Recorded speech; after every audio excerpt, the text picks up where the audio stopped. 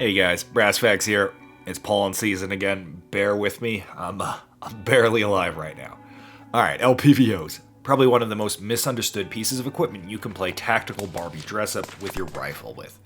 So today I want to make a buyer's guide of sort, with an emphasis on teaching you so-called how to fish instead of just telling you what to buy. Though I will be making that video as well. So we're going to be looking at features to avoid, what features you might want, pitfalls, and more. Oh yeah, editing Brock right here. Yeah, 4 seconds in the video, I know. The reality is, as I go through my notes, for every rule, there's an exception, and the best way to figure out if an LPVO is for you is to watch a video on that specific LPVO, because they're all kind of unique butterflies. So view this as more like guidelines than an actual code to hone in on your LPVO options, and then go watch a Sedu's video to narrow it in from there.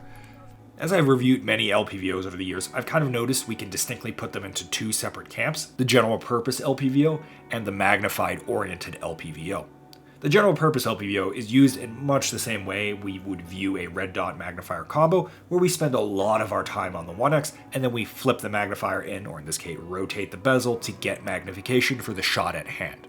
We like the LPVO because it's got a little bit more longer range and magnification and a lot more fidelity and other features. The magnified oriented LPVO, on the other hand, is used a little bit more like an ACOG RMR stack, where we rely on the red dot as a primary until magnification is needed, and then we simply move our head and the LPVO is already set to something like 3x, 4x, 6x, or whatever, depending on the range and task and time of day, whatever.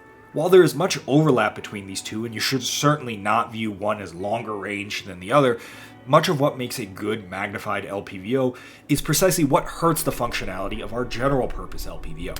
As I've implied, most of that comes down to the 1x performance. General purpose setups by their very nature spend the vast majority of their time on the 1x, and thus you want the 1x to be good. The difference between a good and a bad 1x is how the image collimates. Basically, you have an image between your off eye and dominant eye, and we want to use both eyes open shooting, such that both of the image collimate or just fuse into a single image, at least to your brain.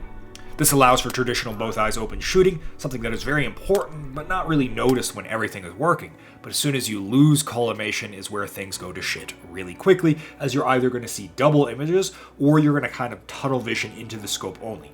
Both of which are incredibly non-ideal and absolutely could ruin your day in a real-world scenario. When you buy an LPVO, two features will be front and center. First focal plane, known as FFP, versus second focal plane, SFP, and magnification range. Both of these are the largest compromising feature of an LPVO, but also when added onto an LPVO, offer the biggest quality of life and functionality that you can add to an LPVO. You'll see what I mean momentarily.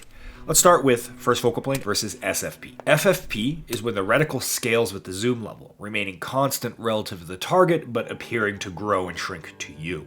This means the reticle is accurate throughout the range. SFP is where the reticle stays, the same relative to your point of view, but relative to the target grows and shrinks, and thus the drop delineations, essentially the reticle, is only accurate at the max magnification.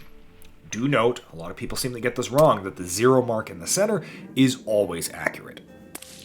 At first glance, the FFP seems like the logical no questions asked choice. Of course we want our reticle to always be functional. But consider this.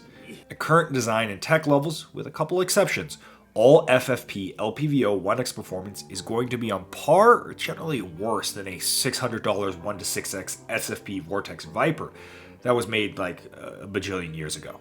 On top of mechanical design issues of FFP seriously impacting 1x performance, it also costs a lot to make, robbing the scope even more of design budget. I also think the notion that FFP is mandatory is a gross oversimplification, especially in the 1-6x LPVO general purpose category. While using magnification on an LPVO is actually quite common even up close, most of your impromptu shots are going to be snapshot-like in nature, well within the mean point blank range of your 0. Basically, even on somewhat smaller targets, drop due to distance is going to be mostly irrelevant.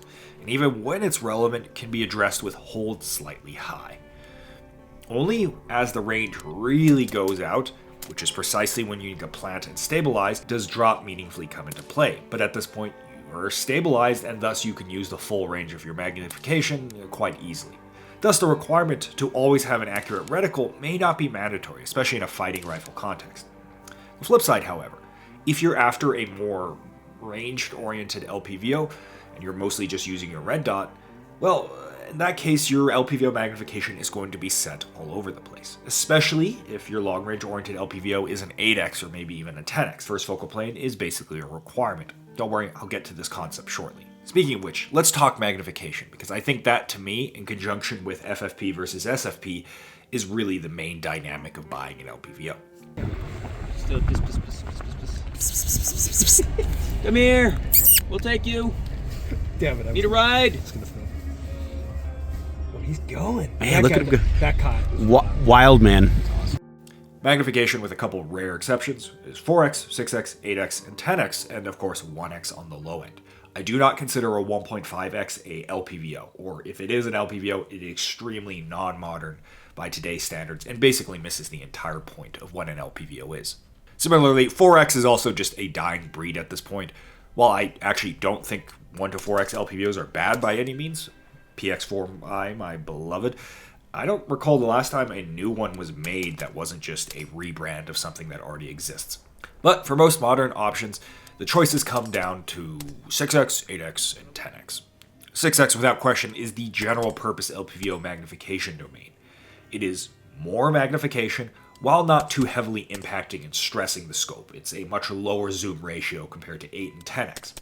If you're willing to handle second focal plane, a 1 to 6x second focal plane LPVO really stands out as probably one of the biggest bang for buck sleeper options on the market right now, resulting in fairly inexpensive, relatively speaking, scope to make while maintaining great glass quality and of course an excellent 1x solution. If you're set on first focal plane for 6x scope, I would make sure to shell out at least $1,000, like say a Sig Tango 6T, as anything less tends to universally be really mediocre across the board because of that FFP feature being so expensive. 8x is where we begin to see traits that are typically associated with general purpose are traded for added range performance. Because the FFP is near universal for this category, most reticles tend to be minuscule on the 1x such that they look decent on the 8x. Also, because it's FFP, especially in the mid-tier or budget category, most of these LPVOs tend to have hot fisheye garbage for the 1x. That's not to say there aren't any good 1 to 8x general purpose LPVOs with a good 1x. Some of my favorite are in fact in this camp, but that is to say that there are generally not any good budget general purpose 1 to 8x LPVOs. Thus, most of the time this camp is much more dominated by the magnification-oriented LPVO, as the feature set tends to lend itself much more to that camp. 10x is squarely in the realm of magnified-oriented LPVOs. Everything has been traded for that extra 2x. For most use cases, I would say stay clear of this category unless you got a lot of money to burn, and even then are very aware of the absolutely mediocre 1x performance and limited 10x performance. Before you commit to magnification, one last thing to consider: exit pupil. If you buy a 6x LPVO, you can basically ignore this concept. 8x and 10x, sit the fuck down. Exit pupil is the size of the projected image, so to speak, the area where your eye can see the image. If you exit the exit pupil, the image goes black. I mean, you've all seen this, you've used scopes. For 8 and 10x, that area sometimes can be smaller than the size of your iris, which grows and shrinks depending on lighting conditions. If you're right at the cusp of the exit pupil in terms of how big it is, your micro movements behind the scope will cause you to lose clarity, light transmission, or if it's really bad, completely begin to lose the image. Because you know, you're exiting the exit pupil. Okay, I'm going to stop with that. Fortunately, exit pupil is a function of magnification. You can just back off to 7x, 6x, and gain some workable exit pupil back when conditions get dimmer. But this is precisely why I consider 8x and above as strongly requiring first focal plane, because it's not an assurance that you will always use the scope at 8 or 10x, because lighting conditions will actually force you off of that, especially in unstable firing positions. Exit pupil can also be mitigated by increasing objective lens size. This is universally a good thing in terms of raw scope performance, but this does spike the price significantly and the weight of the LPVO, so keep that in mind. Most standard LPVOs are going to be 24mm objectives with a 30mm tube size. The enhanced, so to speak, is going to be a 28mm objective, 34mm tube size. That 4mm in terms of exit pupil makes a huge difference. Ask your wife. There are some scopes with large objective bells without a large increase in tube size, sort of a bulbous end, but I consider these exclusively long-range oriented scopes. They have much better exit pupil, but that increased bulb size utterly curb stomps any notion of 1x performance. I find that 28mm objectives are basically mandatory on 10x LPVOs. For the 8X, you can really go either way depending on if you value weight and price, or you'd rather scale up to have a much more comfy 8X exit people and light gathering. 6X LPVO should almost universally just remain in the 24mm tube size, 30mm objective camp. Boy dinner! Focus, you fuck! Time for another round of boy dinner. Priorities. Actually, I would feel bad just drinking this out of the bottle. Reticles is kind of completely detached from raw optical performance. To me personally, it's one of the biggest features I look for. It's the thing I'm going to be using to kind of make a firing solution most of the time, so I actually chase this feature quite heavily. Obviously, you can choose between Mills, MOA, and BDC, which, for the record, this part is going to be more opinion than the rest of the video, which is already opinion-based, so we're well into opinion square land. I personally prefer BDCs for general purpose style LPVOs. 90% of my shots are going to be gut calls or auto range shots. So if I put in the work to match the BDC to my rifle via creative zeroing, I can put the 4 on for 400, 3 on for 300, and really just kind of begin shooting much faster. You know, the definition of how a BDC works. I think a lot of people overanalyze the inaccuracies of a BDC. Being plus or minus 10 to 20 yards at most on a hold is going to be completely eclipsed by the error of your ranging ability. If I want a more precise system, absolutely. Go for MOA or Mills, it's a much better fit. Companies like Primary Arms are pretty good about giving you the option to choose between BDC, Mills, or MOA on the same scope, but that is absolutely not the norm. So before you get excited about an LPVO, make sure you actually confirm what the reticle is in, because most LPVOs are tied to a single reticle. A key aspect I watch for, especially in the general purpose kind of fighting rifle LPVO, look for something like wind hold. It's very nice to have something to reference on target for either a starting point and a rough guess, or for really easy, consistent corrections. Holding out in open air is very difficult to do properly, and under speed, those reference marks are really nice. Alright, let's talk about Illumination. This one's a bit frustrating as a reviewer because I don't think people understand Illumination all that well. Most LPVOs have what we would call supplemental illumination. Basically, as it gets darker, or you need more contrast, or you get washed out with a flashlight, if you just have shit vision, you turn on the reticle to get a little bit more contrast. The confusion comes in with the phrase red dot bright illumination. Illumination that is roughly on par with a red dot in terms of brightness. Wow, what an incredibly redundant statement. On the surface, this is a very desirable feature, of course. It massively helps with both eyes open shooting, as there is a fluorescent ball to draw your eyeballs to, and for first focal plane scopes, it can really help mitigate really kind of tiny reticles on the 1X. Here's the thing though, in the current market, we can't get red dot bright illumination in the scope without massively compromising the scope or spending a crap load of money. I've been quoted that it adds about $500 to the production side of things to get this singular feature into your scope. Outside of scopes that are all universally about $2,000, there is no such thing as a red dot bright scope, with one exception of these things called fiber wire reticles. They all look roughly like this, thick and simplistic duplex style reticle. That's because these aren't actually etched reticles, but a 3D object implanted into the scope holding up a fiber optic in the center, allowing for, a red dot bright illumination. But because it's an actual physical object, you can't have freestanding floating elements. No wind holds, no auto ranging, no simplistic dot in the center. They must all look roughly like this to get that red dot bright performance. Which is ironic because if there's any scope reticle design that doesn't need red dot bright performance, it's probably an oversized duplex. So like with first focal plane, it's a great feature to have, but if you want it, you're spending a comical amount of money, or you're sacrificing, in this case, any semblance of a complex reticle design, and you're also locked into second focal plane. There's technically a third camp, which is what March does, where you spend even more money, and then you have both second focal plane and first focal plane, so in theory you can have your cake and eat it too. I think the pricing on this really tells the whole story. These aren't actually all that good optics for the price. Let's round this out with glass. Glass is important, obviously, it's what we look through. But it's worth considering. We've seen $400 scopes with amazing glass, ED glass, and they look like complete dog ass. The flip side is we've seen some pretty basic scopes with budget glass in them, and they actually look really well. It's more or less, you get what you pay for, the more you spend, typically the better the glass quality, but also how many features you load on in a given category can also heavily impact our scope quality and how far our glass is taking us. But past those very broad statements, this is a feature that needs to be viewed on a case-by-case basis. Let's thunder run, field of view, and eye relief, and wait. So weight matters a lot, but we can check the stats on the webpage for that one. Once again, like glass, it's entirely unique to the scope. PLXC, probably the most feature-packed scope of all time, weighs 17 ounces. Something like a Razor HD, the least feature-packed scope of all time, weighs 6 gorgillion pounds. Consider weight adds up quickly, and most of your durability actually comes from the mount, and I'll let you guys figure that one out.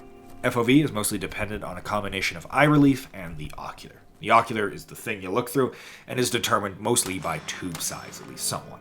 While it's nice to have a larger field of view, this isn't a fixed power prism. Simply, you can reduce magnification and you get a lot more field of view than you could possibly want, and then some. Similarly, eye relief, the distance from your eyeball to the ocular where the image is generated, aka where you put your head. Doesn't matter. I mean, it does matter. We wouldn't want a 1-inch eye relief LPVOs, but those don't exist. So all modern LPVOs tend to have 3 to 4 inches of eye relief, likely because half of them were just made in the same 2 to 3 factories under a white or private label contract. So it ends up just being kind of a nothing feature most of the time. They're all roughly in the same ballpark. And in theory, if you get one of those few LPVOs with 3 inches of eye relief, consider everyone is just mashing their LPVOs all the way forward on their receiver, all the way forward in the cantilever, nullifying much of that extra eye relief. If you need more eye relief, just bring the scope back a little bit. Eyebox, we've already sort of touched on this because exit pupil is a large component of the eyebox, and then like we said, eye relief, how far we are from the scope, which means the final bit, so to speak, is our forward and back, which tends to be heavily influenced by features in aggregate. So for example, the simplest scope of all time, the 1 to 6x second focal plane Razor HD, has a very generous eyebox. Something like the 1 to 10x Delta Striker, which has every feature under the sun, including a parallax adjust, has probably the tightest eyebox I've ever seen in an LPVO. There are of course many other features in this, like for example, how the image is generated, right? Something like a PLXC or Razor are known for how their image just looks like a floating image, while some other scopes end up having what we call thick bezel images, right? But all of these are very specific to the scope, and I don't think it's worth diluting this guide with these little minor things. That's what targeted reviews are. Let's round this out really quick with a summary. In a lot of ways, buying an LPVO is about restraint and understanding the trade-offs of each of the different features as you add them onto the LPVOs. Yes, you're getting more capabilities, but you're typically going to be hurting the performance of the LPVO or increasing the price by a noticeable margin. Thus, if you're looking at a budget scope, almost universally show some restraint and don't chase the LPVO with most of the features. It's easy to get features into a scope, but executing them well, that's the tricky part. For the general purpose LPVO, 1 to 6x, second focal plane is really the king of value per dollar. It's got a good 1x, tends to be light, and generally is quite a bit cheaper than the first focal plane options within that category, all the while having a reticle that is really usable at most ranges. Add either in 2x or first focal plane, or generally both, and you get the 1 to 8x first focal plane. A scope that kind of straddles the line both between a general purpose and a magnified type LPVO. A big point to watch out for here is going to be reticle design and the 1x performance, as that will typically determine if it is that generalist LPVO or it's more magnification oriented. 10x LPVO should be near universally viewed as a long-range oriented solution, as they are incredibly compromised in basically all other aspects. And finally, remember, this is a guide to get you into the ballpark of what you want based off of my opinion. There are absolutely many cases of standout performances that buck some of the trends I told you here today. But there's also just as many cases of really expensive scopes with decent feature sets that end up kind of sucking. Oh, okay, we got through that one. I'm dying over here. Alright, I'm actually going to begin immediately working on the video afterwards. That's probably going to be like a top 5 in each category, whatever cringefluencer type YouTube GunTube video, where I talk about my favorites in each one of the categories and my recommendations for 2024. Alright, that's it. Thanks for watching. And thank you, everyone that shows up week after week to comment, like, share, the usual YouTube nonsense. I appreciate you. And a special thanks to you crazy fucks that give me money month after month and subscribe star. Thank you. Means a lot, dude. Okay, we'll see you guys in the next one. Is Nova trying to steal your stick? She's eating some desert sage bush. Right after she vomited over there. I gotta get that vomit taste out of my mouth. This bush will do. Yeah, I'm the sober stone. They're pretty, She's gonna pull it out and just go butt first into the fire. She's basically in the fire already. Like, Nova, you're being melted right now. I think she felt the heat. Yeah. She finally Like, got oh, a attention. taste of it. Yeah, I can smell hair. Nova's unlocked a new smell all of a sudden. Are you drinking more water to vomit back up? No.